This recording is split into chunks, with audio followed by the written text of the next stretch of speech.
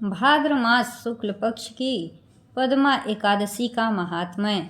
एक बार युधिष्ठिर ने पूछा, केशव, भाद्रपद मास के शुक्ल पक्ष में जो एकादशी होती है उसका क्या नाम, कौन देवता और कैसी विधि है, यह बताइए।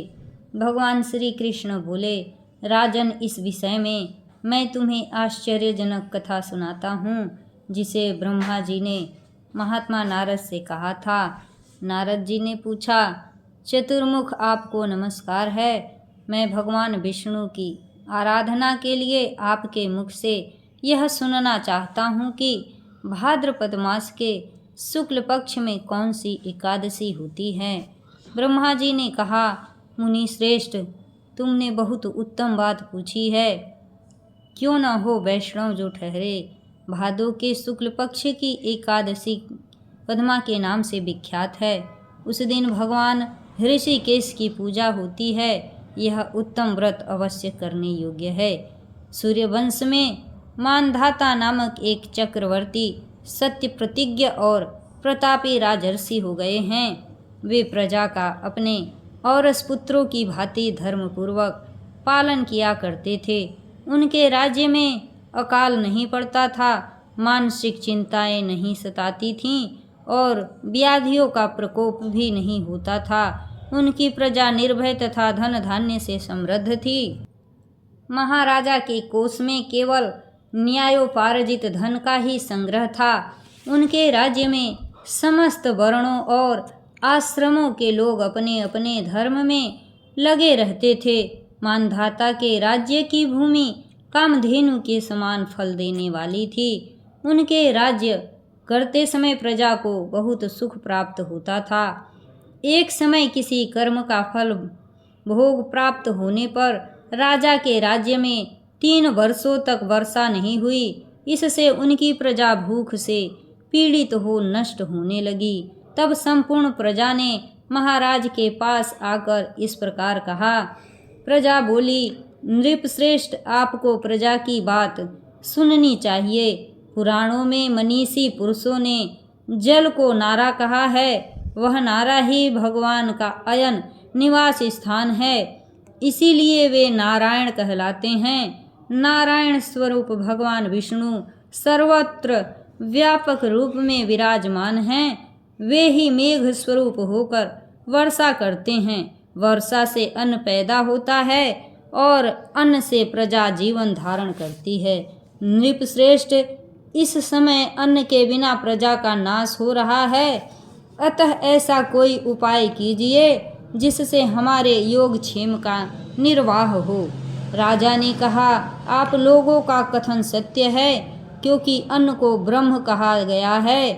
अन्न से प्राणी उत्पन्न होते हैं और अन्न से ही जगत जीवन धारण करता है। लोक में बहुधा ऐसा सुना जाता है तथा पुराणों में भी बहुत विस्तार के साथ ऐसा वर्णन है कि राजाओं के अत्याचार से प्रजा को पीड़ा होती है, किंतु जब मैं बुद्धि से विचार करता हूँ तो मुझे अपना किया हुआ कोई अपराध नहीं दिखाई देता। फिर भी मैं प्रजा का हित करने के लिए पूर्ण प्रयत्न करूँगा।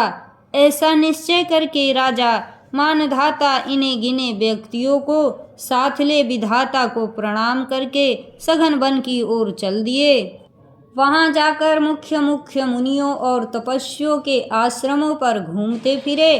एक दिन उन्हें ब्रह्मपुत्र अंगिरा ऋषि का दर्शन हुआ।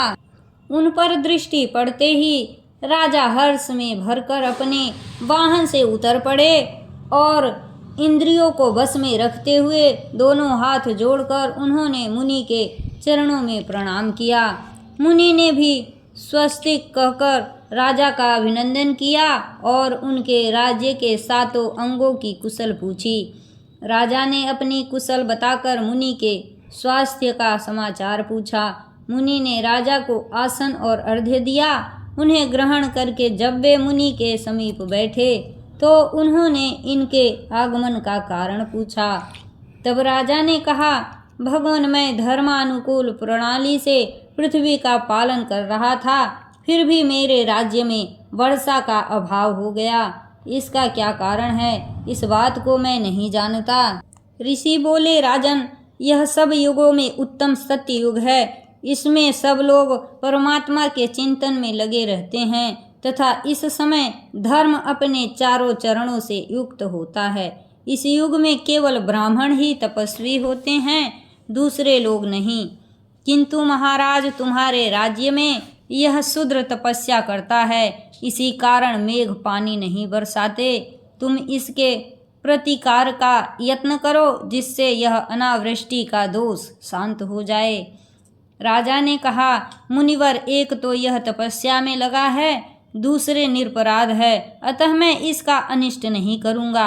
आप उक्त दोष को शांत करने वाले किसी धर्म का उपदेश कीजिए। ऋषि बोले, राजन, यदि ऐसी बात है तो एकादशी का व्रत करो।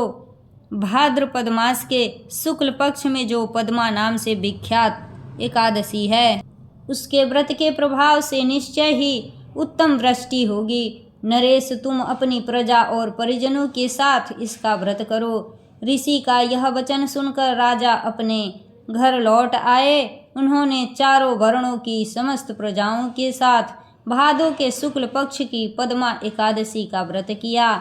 इस प्रकार व्रत करने पर मेघ पानी बरसाने लगे, पृथ्वी जल से आप्लावित हो गई और हरी भरी खेती से सुशोभित होने लगी।